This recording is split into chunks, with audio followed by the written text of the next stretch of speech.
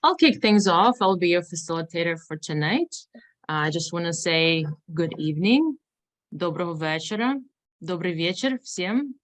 Thank you for joining us. I'm Olena Stepa, as you may know me. I'm the Ukraine Community Liaison from the New Canadian Center. And we're meeting virtually today, and I would like to respectfully acknowledge the land that we're on. Many of you, and myself included, we were born in Ukraine, the land of the sunflower and the land of the fertile wheat soil, the mountains, the seas, and the valleys and the prairies, the endless rivers and the high altitude lakes. Now our home is the place at the end of the rapids, Nogoji-Wanong, Peterborough. And like the heartbeat that is Odonabi ZB, our love for this land beats in our hearts. We respectfully acknowledge that we are located on the Treaty 20 Michisagi territory and the traditional territory of the Michisagi, Anishinaabe, and Chippewa nations, collectively known as the Williams Treaties First Nations. And we offer our deepest gratitude to the First Nations, Inuit and Métis peoples for accepting us onto their lands.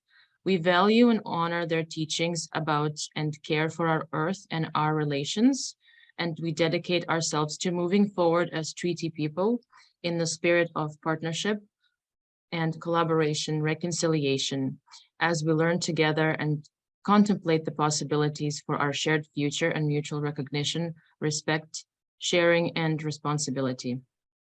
Thank you for joining us. This is the information session about pathways to permanent residency and the National Occupation Classification updates. This is a follow-up session to the one that we did on November 8th. We did a pathways to permanent residency session. So this is to build up on that and give you some updates about the NOC codes that have been changed recently. And this session is made available to you by the efforts of the New Canadian Center. So again, thank you for joining us. Tonight with me is Marissa Kazmarczyk. She is the Director of Client Services, and she is, hello, Marissa. And she's kindly agreed to be our tech person to help admit people coming in and manage the chat. And she'll be sharing a bit of a survey as well. So thank you, Marissa. And also today, of course, is Olga Statsuk. She is the Interim Services Settlement Services Coordinator at NCC. She will lead this presentation, and she'll introduce herself in a minute. But just before giving it off to Olga, I would like to go through some housekeeping rules. So first rule is please mute yourself if you're not talking, just to keep our meeting audio tidy. And if you have any questions, we would like to go through them at the very end of the session. So if you have them, please post them in the chat or hold on to them, and I can help translate if you'd like to speak in Russian or Ukrainian. I'm happy to do that. And also a reminder to ask questions that are perhaps general in its nature, because we can't really speak to your individual immigration situation or your individual case. If you'd like to have a further discussion about your specific case, you're welcome to come visit us at the New Canadian Center, make an appointment with Olga to discuss those questions. And as I mentioned, we will be sharing a quick survey just to help us gather some information on who is attending tonight. This information really helps us to report back to our funders and say that these are the events that we're doing, and so that we can get a little bit more funding in the future and to continue doing these events, events that help the community and our clients. So thank you very much for taking the time in advance. And without further ado, it's off to you, Olga. Oh, okay. Thank you, Alena. I believe many of you already met me. I'm Olga Statsuk, and I work with New Canadian Center pretty long. First, we worked together. My role was employment counselor. Now I'm settlement coordinator. And I'm happy to share with you some information regarding immigration pathway for Ukrainian people, and not just Ukrainian, for people who would like to immigrate to Canada. I know that your previous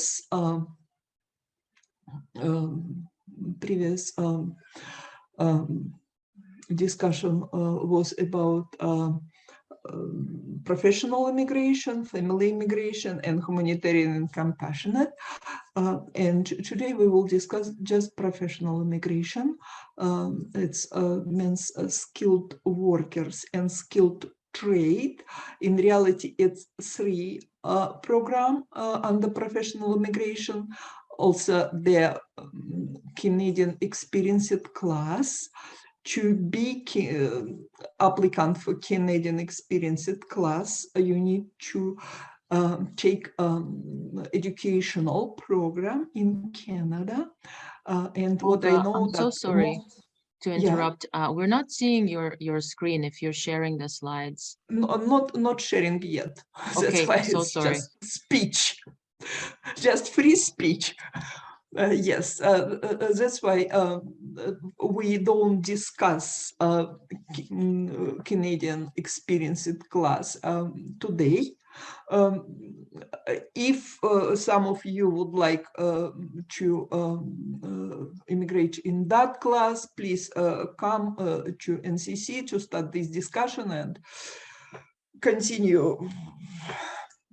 everything. Now, Alena kindly prepared for us a slideshow. Just I start sharing that. And that is our agenda. I believe slide number 2. And it's approximately what I mentioned in the my free speech at the beginning. Provincial nominee program, we will touch a little bit that one. And next slide, it's my background. It's on the website. Everyone is welcome if you're curious to open and to read it on NCC website. That is provincial, federal pathway. Economic, family, and refugee and humanitarian. It's what you already have discussed in your previous session with professional immigration consultants. We will touch now just economic, professional economic. And as I said, under that pathway, there is 3 programs, and most of you who I know, honestly, you will go through the Federal Skilled Worker Program or a Federal Skilled Trade Program. And Canadian experienced class, as already was told, you need to take educational program in Canada. It has to be program 1 year or longer. All information for a federal skilled worker program and federal skilled trade program can be found at the IRCC website. It's very easy to find that. Just you type in the search window one word, immigrate. After that, you will see the options, including that express entry. Immigrate through the express entry. Going to the express entry, you will find these 3 programs. How it's work all together?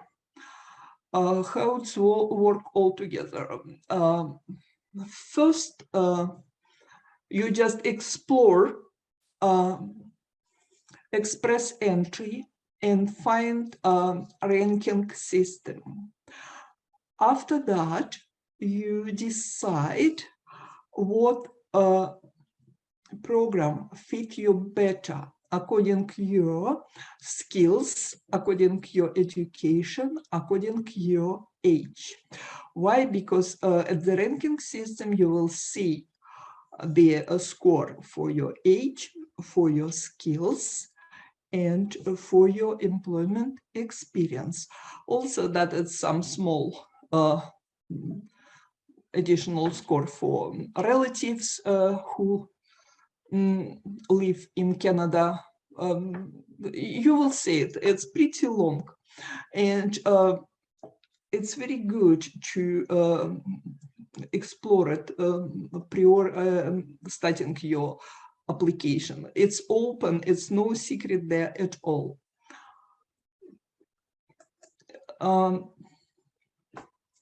Federal Skilled Worker Program, as I mentioned it, many of you who I already met, being as an employment counselor, mostly you fit for a program like that. You can apply for that program if you live in Canada or outside, if you never lived in Canada. What they want from you,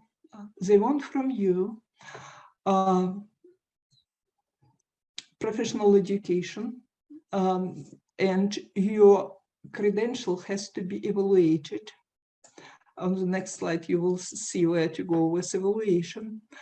They will ask you about full-time or in, for example, equivalent number of hours professional experience in the past 10 years in skilled occupation, classified under the National Occupation Classification as 0A or B. You need to have pretty good English, that is CLB 7, English or French, sorry. CLB 7, trust me, it's a high level of English, and the test that is relevant to the immigration purposes, it's IELTS or CELP. And if you press that link, you will see, sorry, where to get that test, where to be assessed for that.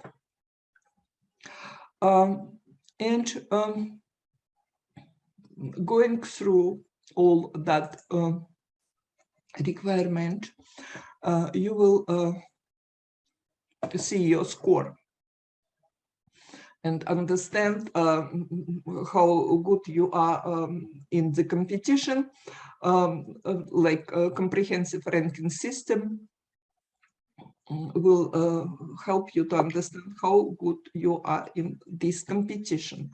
And for now, the last draw, it was 472 or 73, I don't remember, the score that people were invited to apply for permanent residency. And what we discussed a little bit earlier, evaluated foreign credentials. You can evaluate your credentials here. It's 5 services in Canada. All of them is equal. Some of them in British Columbia, some of them in Calgary. That one is Toronto, that one Toronto, and that is Guelph. It doesn't matter. You need to scan your educational documents, translated educational documents, send them, requesting report for immigration. That is a little bit different. When you met me as an employment counselor, pretty often I said you don't need to evaluate your credentials through the evaluation agency. You need to evaluate your credential with authorities like professional authorities, professional engineers of Ontario or whoever. But that another type of evaluation, that evaluation for immigration. Each of that services, they have that option. Like they ask you, what's the evaluation report for? You need to choose immigration. That is some scores exactly for your credentials will be provided for you. Regarding Canadian work experience,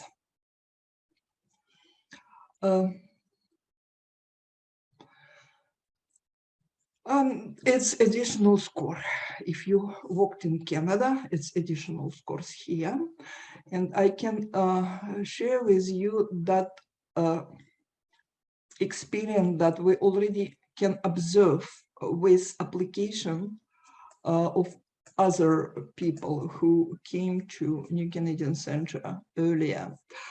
That number, 1,560 hours, if you spread it through the year, you will understand that it's 30 hours per week. You can earn that number of hours in Canada. We are talking about additional points that can be given for people who have that number of hours in Canada. If we you receive 30 hours per week, and that 30 hours per week can be earned not in 1 year, it can be in 2 years. For example, you have your part-time 15 hours per week, or you have 2 part-time, 15 plus 15. It also will be accepted. You can choose, not choose, you can change employer. For example, working with one employer for 6 months. After that, you find something better, you can change your employer. It will be accepted for your immigration purposes on express entry. What I want to say, you need to read regularly the rules. Why? Because sometimes it could be change of number of hours, or what they accept, what they are not accept.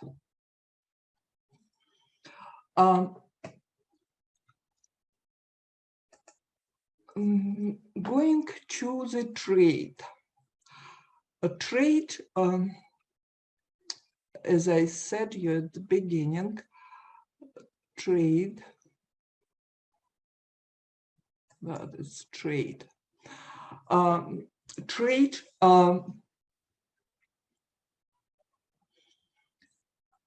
allow to immigrate people with lower English skills. It means if you are reading and like level 4 is pretty low, and writing as well, but speaking and listening level 5, you will have enough points for English in your application. You need to demonstrate skills and experience that can be considered approximately the same in Canada, like welding or plumbing or installation. And here you need to have a valid job offer of full-time employment for total period at least 1 year, or certificate of qualification with Canadian or provincial or territorial authorities. What does it mean? that Canadian provincial, territorial, or federal authorities. For example, in Ontario, it's Ontario College of Trade. Some of trade profession, you need to have a license to work as a plumber. You need to have license to work as an electrician. Here, certificate of qualification, that skilled trade issued by Canadian authorities. In Ontario, it's Ontario College of Trade. That plumber, electrician, it's mandatory.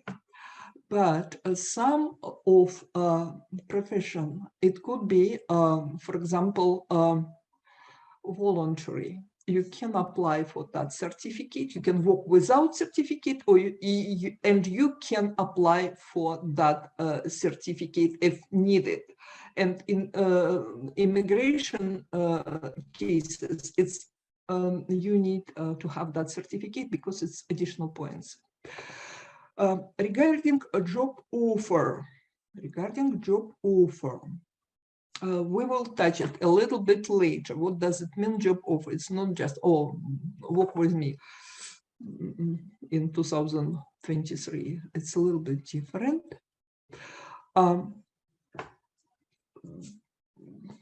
Just continue with certification.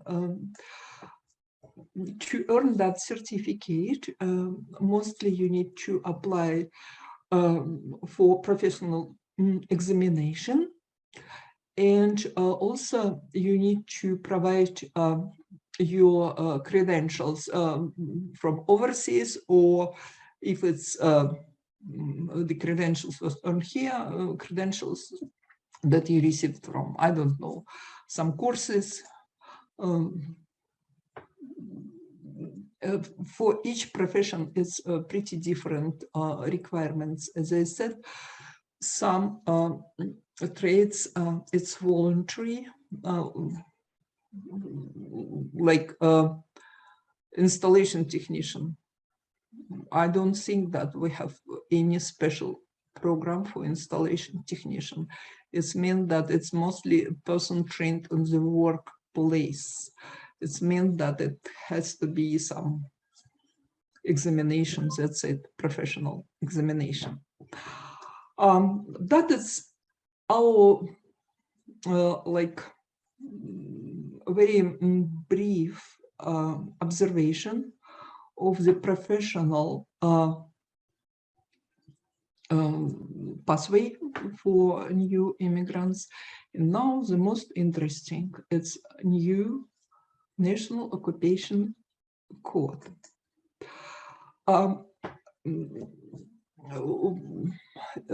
Approximately, it's for me, it looks the same. They change the name, skills level B, skills level A for T1, T2, but the meaning is the same. Would you like me to show you how to find your National Occupation Classification Code? I believe that it will be good to show you because it's pretty easy. Some of you already know how to do this. Why? Because you already met me, and it's take 1 minute to explain how to do this. Stop sharing that one and share something else. Something else means, oh my gosh, I need to find that one. Yes. And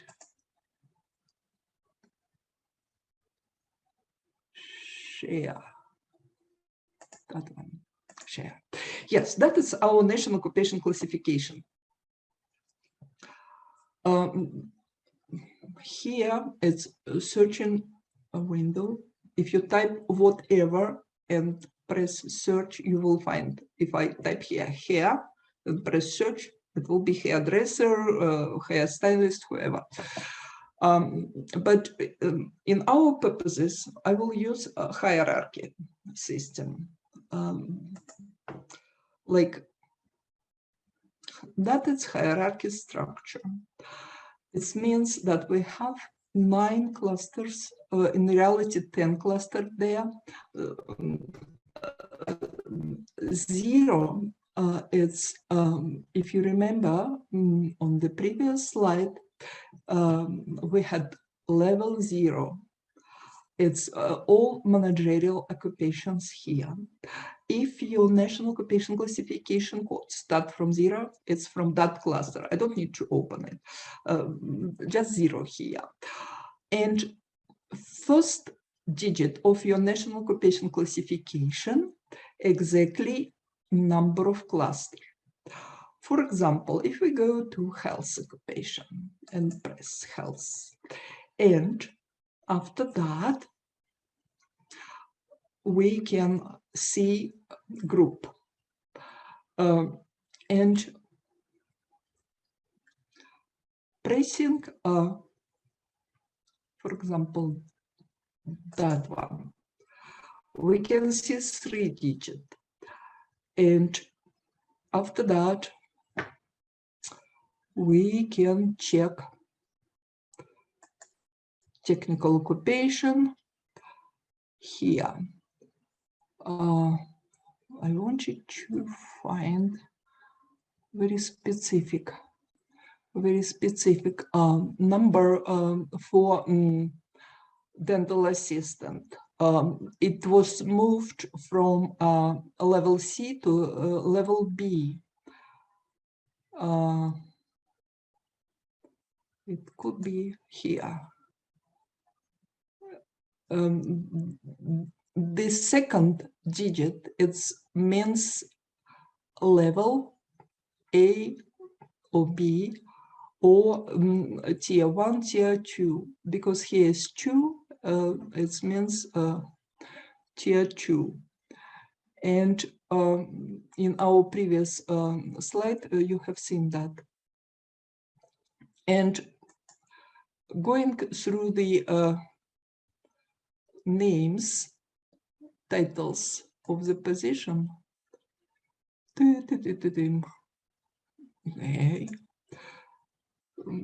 trust me, it could be all names that belong to that.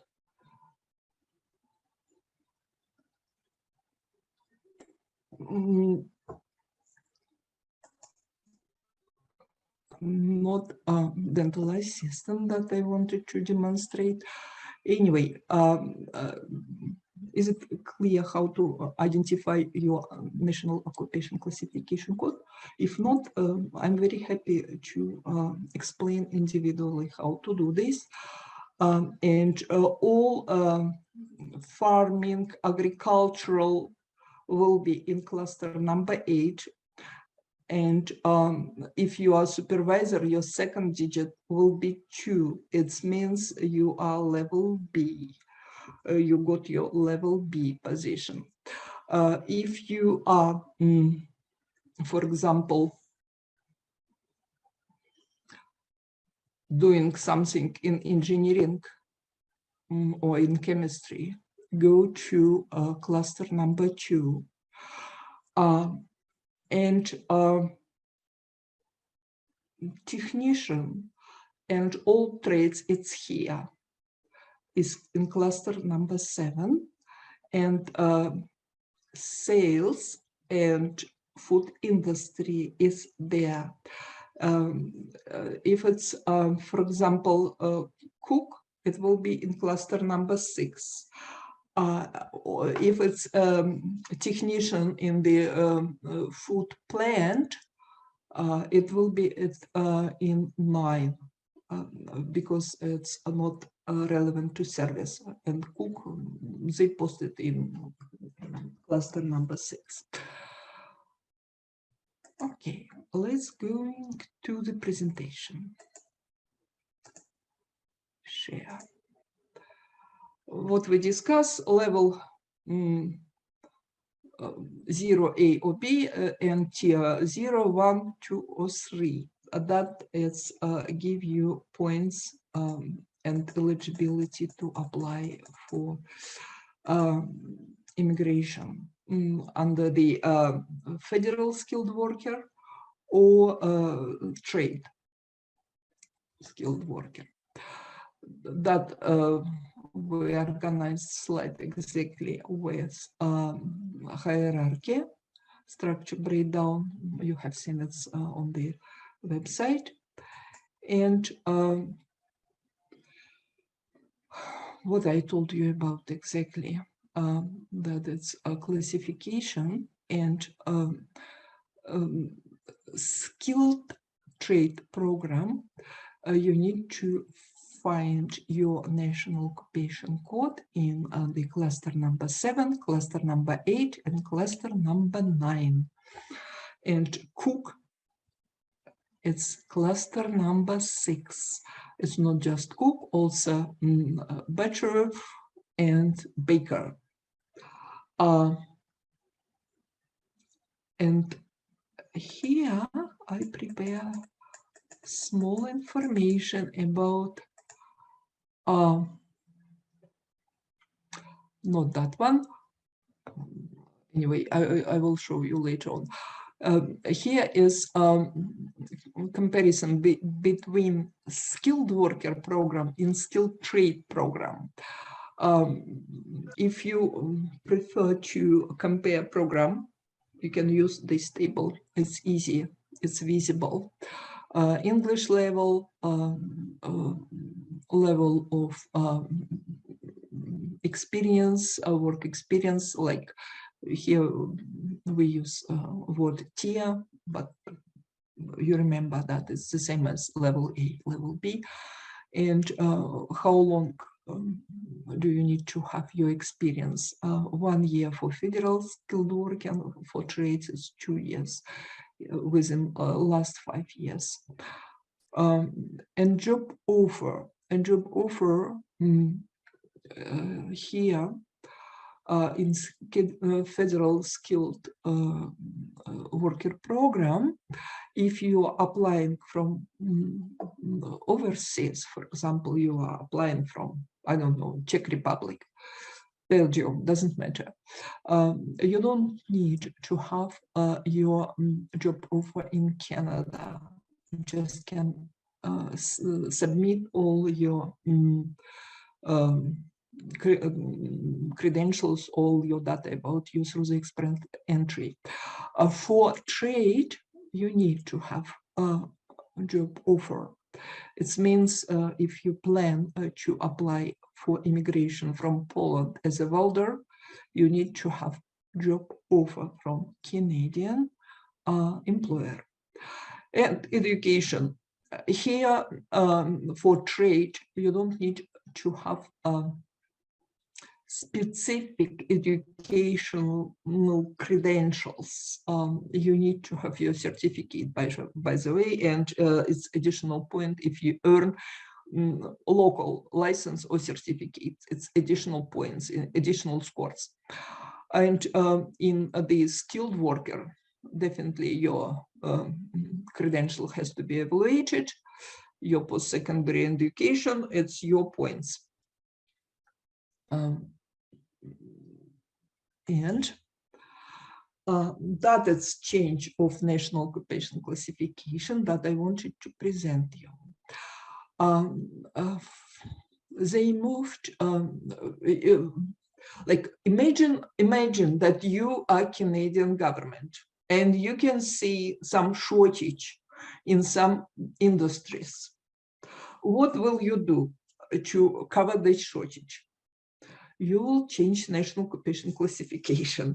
And I work pretty long in this field, and for me it's like fourth change of national occupation classification. And according to the local current shortage of skills, that positions now it's level B or whatever, tier 2, tier 3, what is relevant to immigration purposes for different both trade and skilled worker.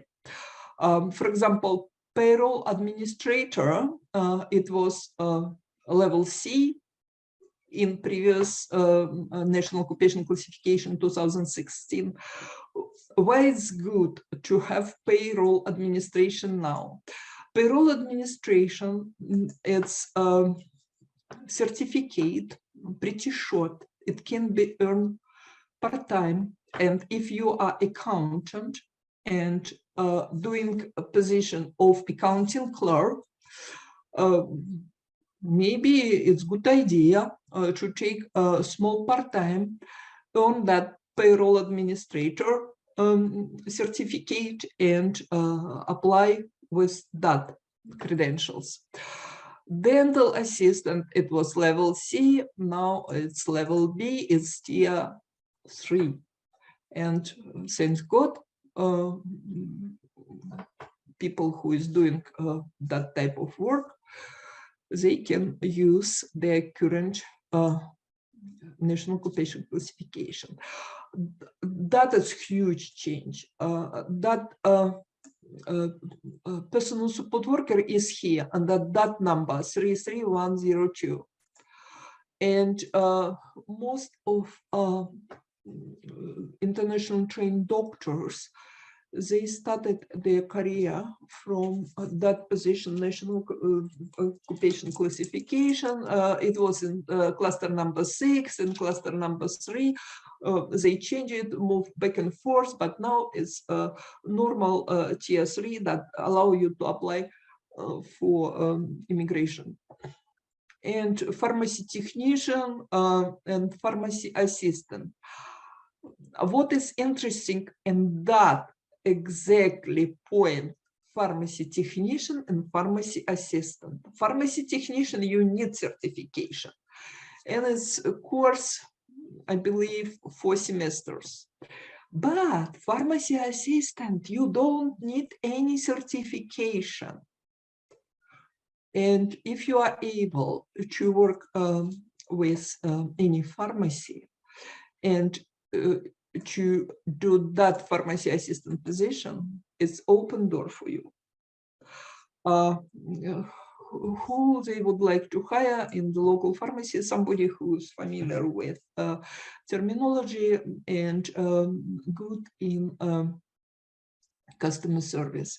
Why? Because first person who you meet in pharmacy usually is pharmacy assistant, because technician pretty often they work in the back, and pharmacist, pharmacy assistant call pharmacist, licensed pharmacist for consulting, like provide you consultation. Anyway, here could be some certification, but if we open National Occupation Classification and read it, you will find that it's voluntary, it's not mandatory.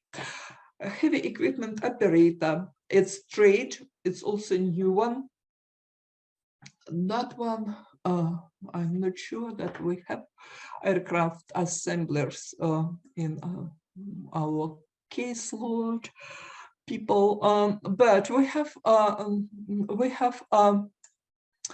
honestly flying colors close by to Peterborough, and time by time they have opening for installation technician, equipment installation technician.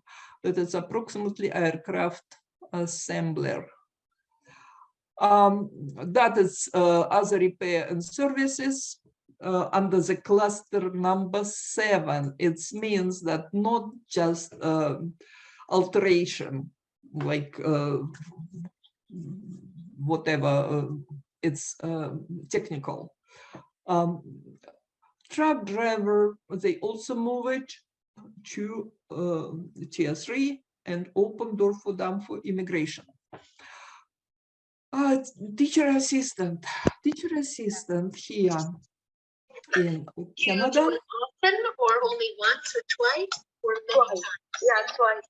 Then for my baby, for my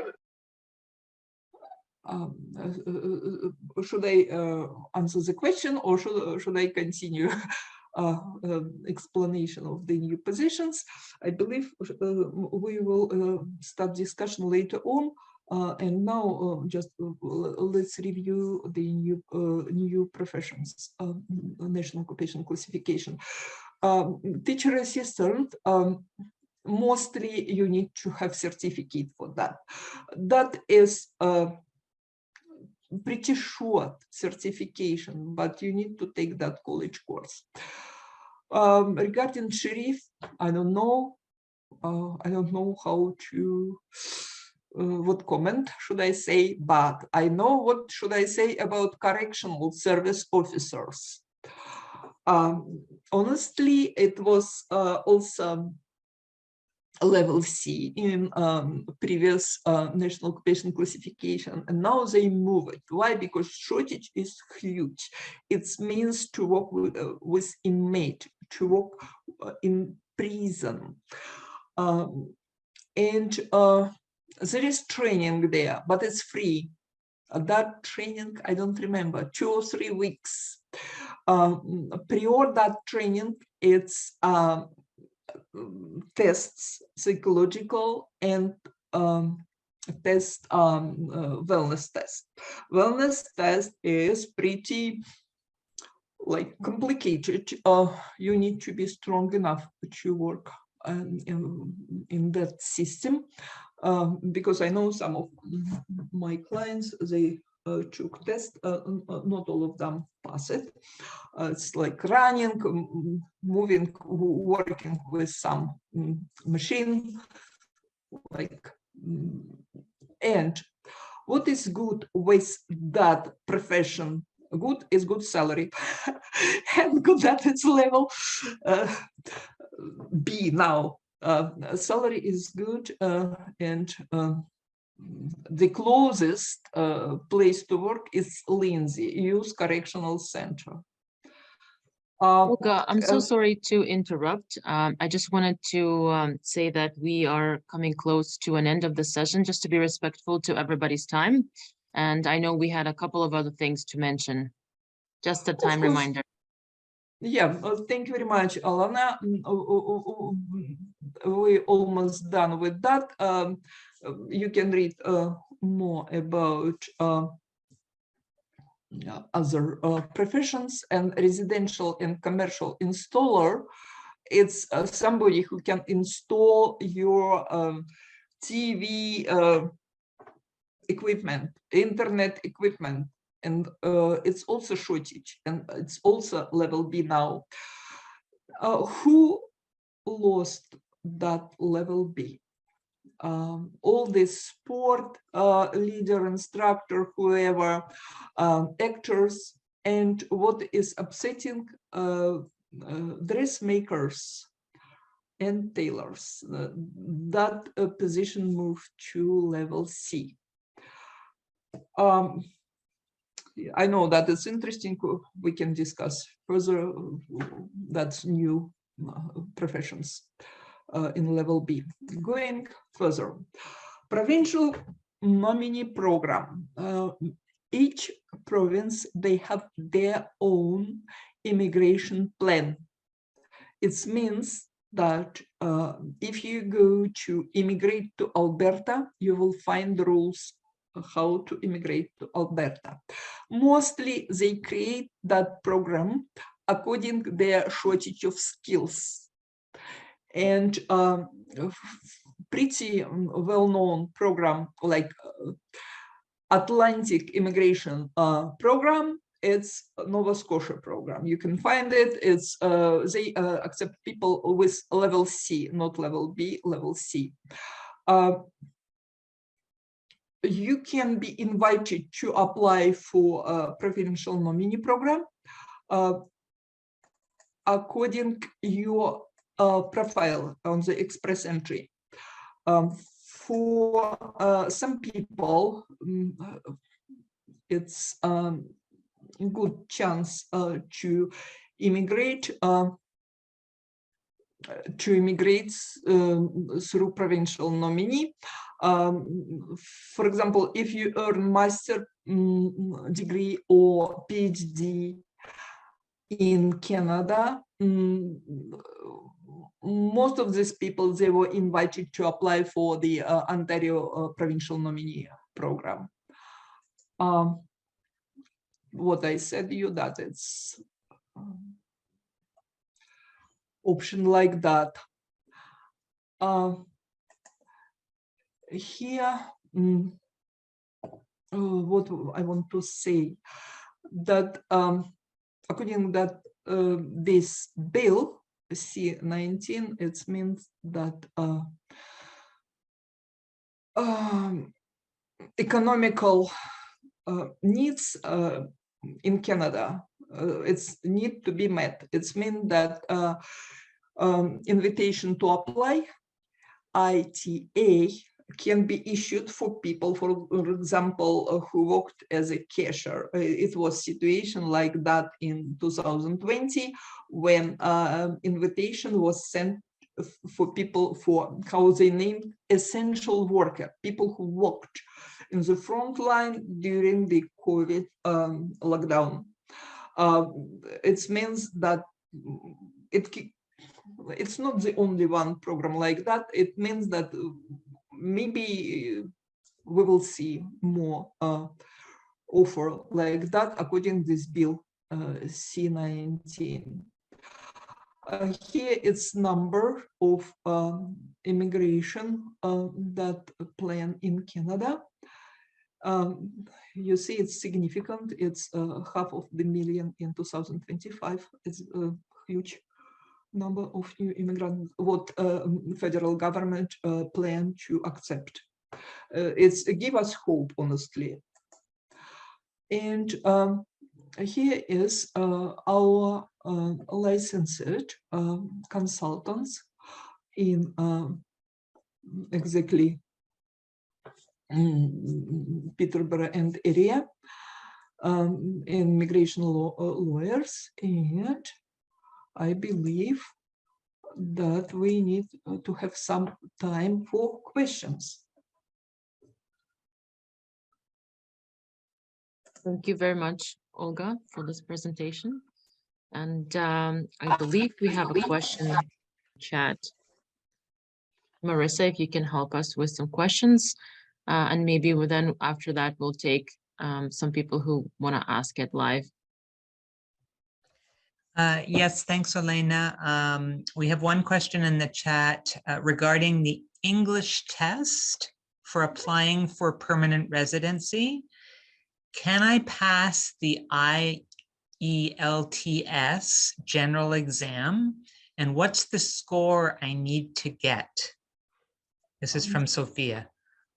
Sophia, if you plan to apply as a skilled worker, better to have it 7 or close to 7.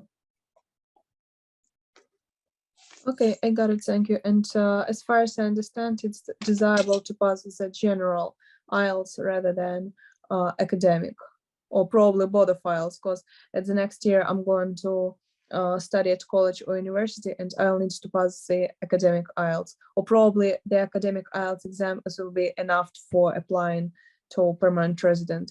Could you please explain what is the great difference between these two tests and what is better to pass to get the permanent residence? What I can say, I don't know which one is accepted by express entry.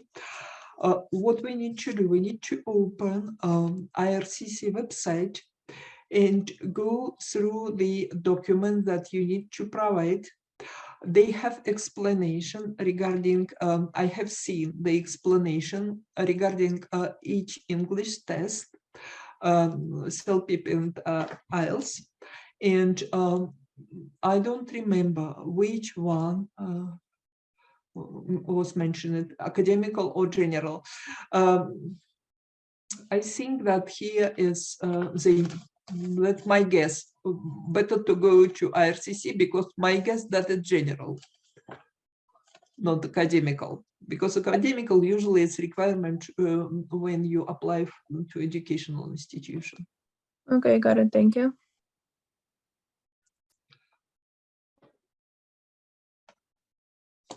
Just as we're going through questions, a quick reminder for everyone, if you could take a moment to fill out the survey that Marissa so kindly posted in the chat.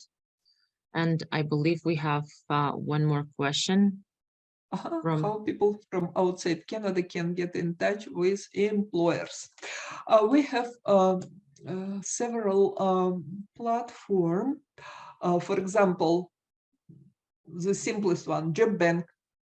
You can post your resume at that platform, Job Bank, and it will be visible for Canadian employers.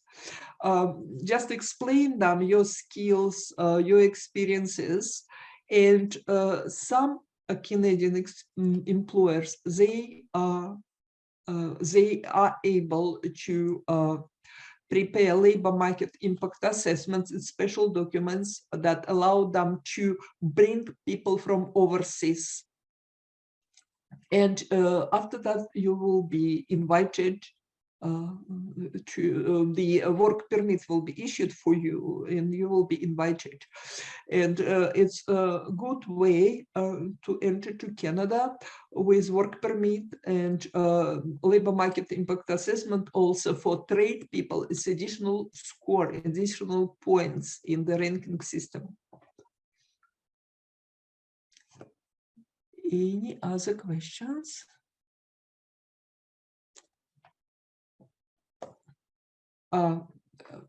If we don't have question, I can demonstrate you how it looks job offer, because the biggest number of questions are usually what kind of job offer should I get? 1 second, I need to find it because I try to be prepared. Yes, I can demonstrate to you now. What does it mean, job offer?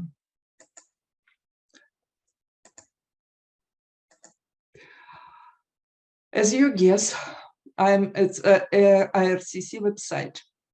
Offer on employment, skilled immigrants, express entry. That is requirement for new job offer that can be submitted to express entry and bring you additional points under the skilled workers, or it's mandatory for trade, federal trade application. That is obvious. Start date, employer name, whatever. Labor market impact assessment. It's special documents that employer need to submit, not to IRCC, it's another ministry, and also need to pay money for processing of that. Employer need to show that you have some unique skills that very useful for his industry, his business, and he was not able to hire a local person. Prior receiving that labor market impact assessment, the employer needs to post your position on the job bank as minimum for 2 weeks, if I remember it, and to show that it's no application for that position. That's why this employer needed to invite people from overseas. National occupation classification, we just discussed it. And what else about your job offer? I can read it. That it's not from embassy. That is also pretty clear. Pay and deduction, yes, it has to be with your pay rate, like $30 per hour or $18 per hour. What kind of deduction? your job duties 100% and condition on employment, like number of hours, you remember that it's needed.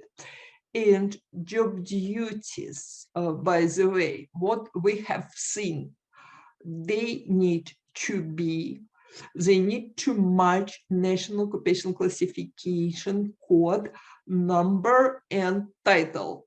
If it's operational manager, but job duty as a dispatcher, believe me, the clerk, IRCC clerk who will process your application, they are able to read National Occupation Classification and your job offer with your job duties. Just take it in consideration. Yeah, and that is the most common questions from people who visited us earlier, asking about express entry and immigration pathway. Any other question for this Olga, if minute? I may ask a question, just on behalf of a collected view of what I have of people who are here from Ukraine. So you mentioned those who are medical professionals coming here, their starting point most of the time in the work that they do here is a personal support worker, for example. So now that that profession is under the new NOC code, can people working as a PSW gauge to apply the express entryway from the federal skilled worker program using the experience that they work in this profession? And if they can, then you know, what is the pathway for them to follow? You know, stick to the job, how many hours, what else to think about? If you open a ranking system, you will see that it's additional points. If you have local experience, a local Canadian experience, and your experience in level B, and the number of hours, it's 1 year. And then everything else gets evaluated based on age, education, adaptability, if they have relatives here in Canada, all of those factors, right? Yeah. Anyway, like if you remember at the beginning of our conversation, like my suggestion was to start from the ranking system. Learn it, explore it, read it, and see your age, because it's points for age, it's points for credentials, points for your experiences. Yeah. And after that, you will decide what's better fit for you in this situation. And not last year, couple years ago, when it was essential worker, all personal support worker, all care providers was included in that essential workers. It means that at that moment it was level C, but all of them who applied under that stream essential worker, all of them were accepted. And what we discussed at the end, this C-19 bill allow government to organize the stream like that. Oh, we need that type of skills. Thank you, Olga. No, you're very welcome. Are there any more questions from the audience? I see our chat. Marissa, I don't know if you're seeing anything else that I'm missing. No, it's all quiet here. In this case, thank you very much for coming. I will be absolutely happy to meet all of you face to face. You know how to reach me. My email posted on the slideshow that Alena will send it to you. And on the our website, it's also contact information. Yeah, how book appointment? Simply email me or call me, and you will book appointment. It's the easiest way. And I'll make sure to send the deck to everybody. We won't have the recording until after the Christmas holidays, but I'll make sure to send out the presentation, so all the contacts and all the links are there for you to explore further. Yes. Well, thank you very much, Alena, for your organizational effort, and Marisa for your perfect technical support, and everyone who came to us just to be our attendees, to be our honestly new Canadian, new community members, very valued. And hope to see you soon, everyone. Thank you, Olga. Thank you, everyone, for coming. Дуже дякую. І добраніч. Дуже дякую. Okay. Thank you. Bye-bye. Bye. Bye, everyone.